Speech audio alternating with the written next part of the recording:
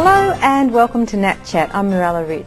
Our guest today is Greg Jury, who is an ex-beach volleyball player and is also the director of Vic Beach. Welcome to the program. Hi Mirella, how are you? Good, thanks. Can you tell us about your background, how you got into beach volleyball?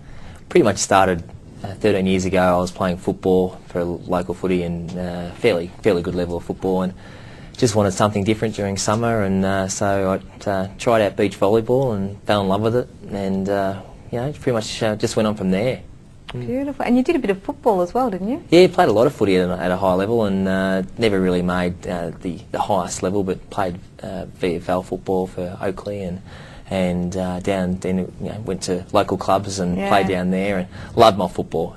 Always did, and but really fell into beach volleyball in a way, and realised it was the type of sport I was looking for. Really, in a high energy sport and athletic, and I was a left-hander, which is a bit of an advantage in that sport because of the spiking, and just I was a natural at it pretty much. And you won many awards being a left-hand server, didn't you? Yeah, serving was my forte. I pretty much won, I think, 8 state best server titles, and I won 2 national best serving titles, and that was my forte. I'd go back and bang some serves over, but in beach volleyball, being two-a-side, you had to be good at all levels of skills. You couldn't just be good at serving. You had to make sure you can pass, block, dig, set, play defence, and so it was. But having that one real strong strength definitely helped help results without a doubt. And where have you played beach volleyball?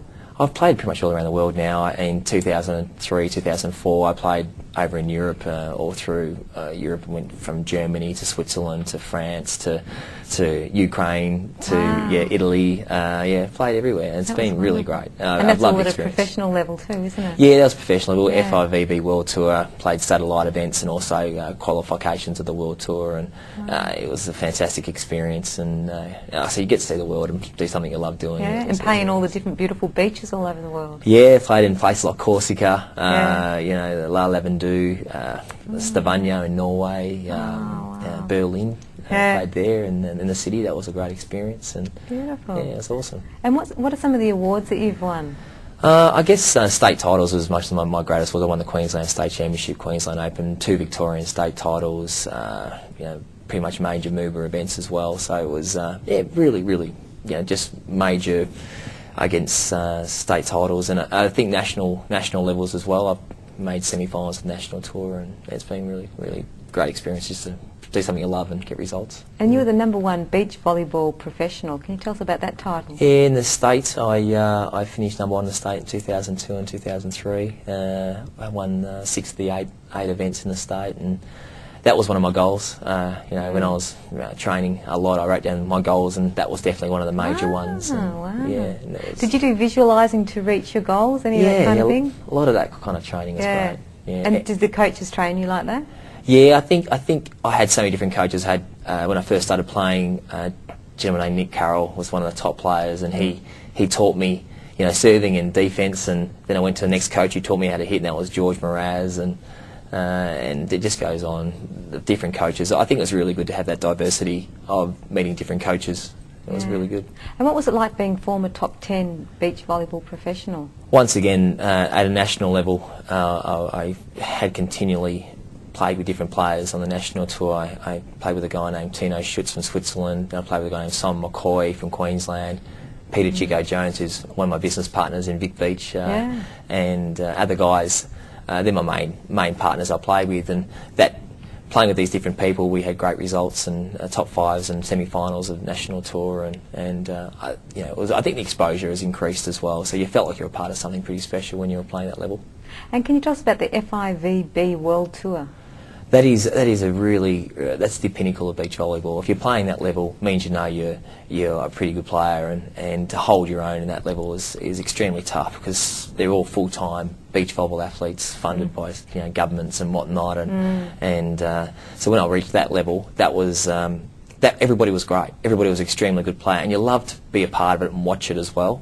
It was really special, and I think when you started beating these players and you realised that all the training was worthwhile, because I'd train 20 hours a week and work full time at the same time, so it's kind of great. So you felt really fit and strong. Yeah, I think you always, your frame of mind was just to work. Your work rate had to be high, and you knew what it had to take to be at that level.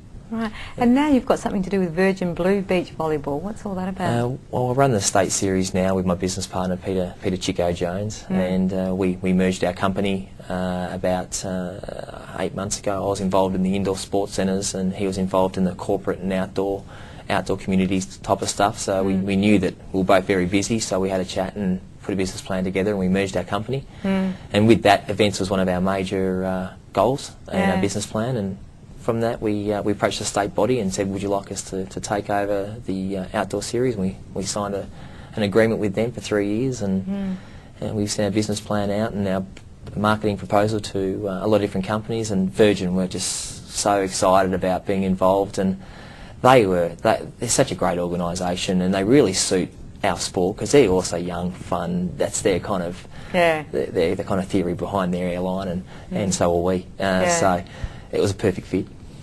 Beautiful. And you organise so many events around Melbourne beaches.